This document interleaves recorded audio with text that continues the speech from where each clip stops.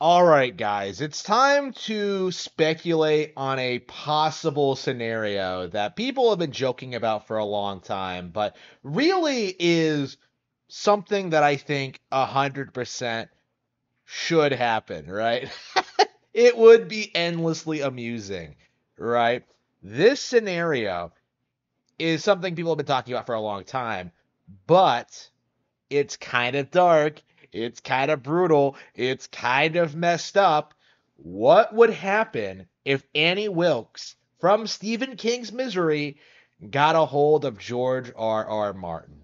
Like, what would happen in that scenario? For those of you who don't know, Stephen King's Misery is a book about an author who gets into a car accident and then is rescued by an extremely deranged fan, right? This fan like locks him up in his in her cabin, and she forces him to write out a sequel to a novel he wrote. The book series in which he finished, where he killed off the main character, Misery, right?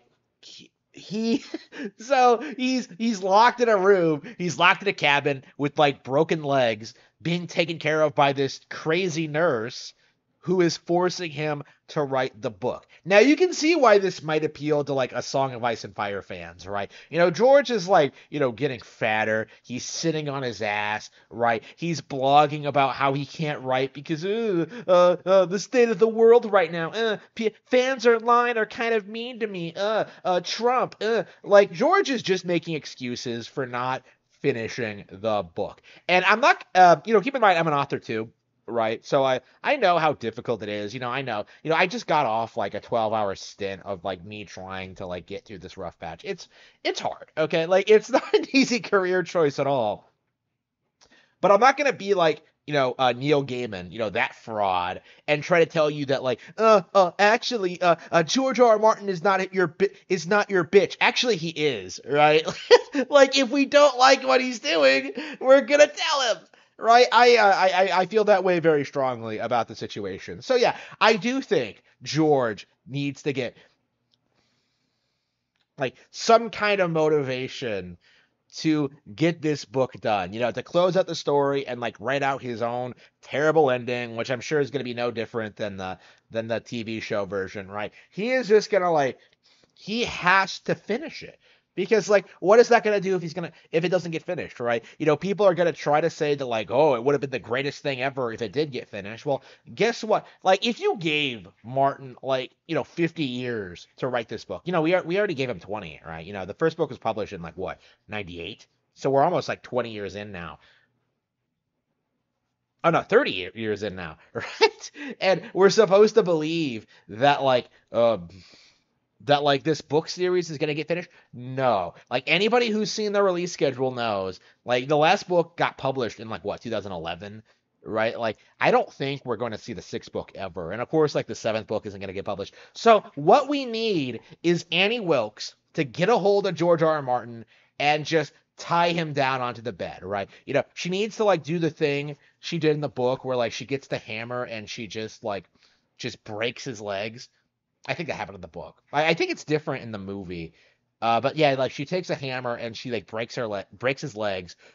Like he can only get around with a wheelchair that she has control of, right? They're isolated. Like he's in a room with a typewriter with nothing to do besides work on this book with this deranged lunatic who will mess him up if he dares screw up the story. So if he tries doing something like Arya kills the Night King, Annie Wilkes is just gonna like take the hammer and just whack him over the head with it. Like, no, you can't do that. The prophecy.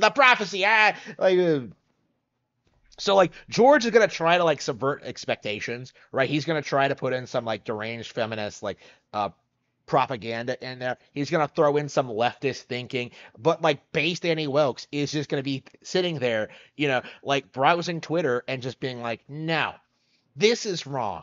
This is wrong. This is wrong. This plot line is going nowhere. This character doesn't have a good resolution, right? Like, what are you doing with this? Like, Wilkes is going to force George R. R. Martin to stop being a little bitch and finish the book.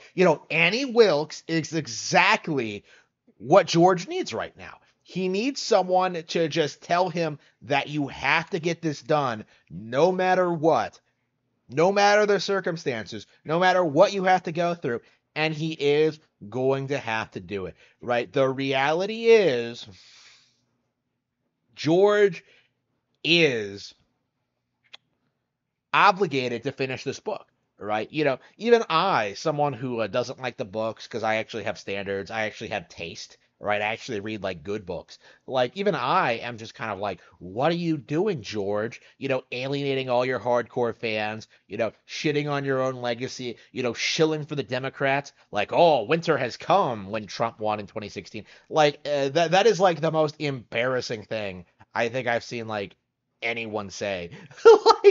like how dare you do that? Oh, actually, the undead coming from the north is a metaphor for climate change. No, it's not. You mongoloid. That's a complete lie. So of course Annie Wilkes is going to be sitting there like telling him that, like, oh, you can't put like modern politics into it, right? This doesn't suit the setting. This doesn't suit the book. And George is going to have to like grit his teeth and actually get to work. Like, oh, I can't work.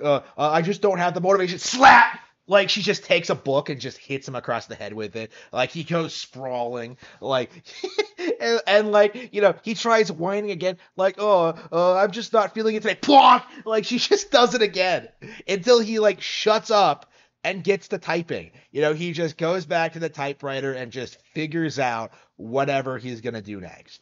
Right? He sticks with the work until it's finished, right?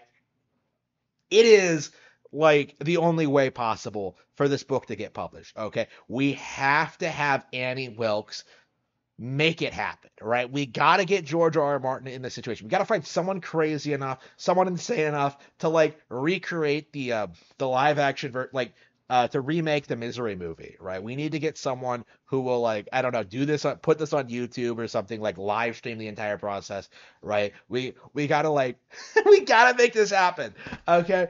It has to be done, right? Because I cannot stand creators who make excuses for why their work has turned out the way it did. Like, oh, my deadlines, my inspiration. Oh, like, put in the work. Like, that's all you have to do.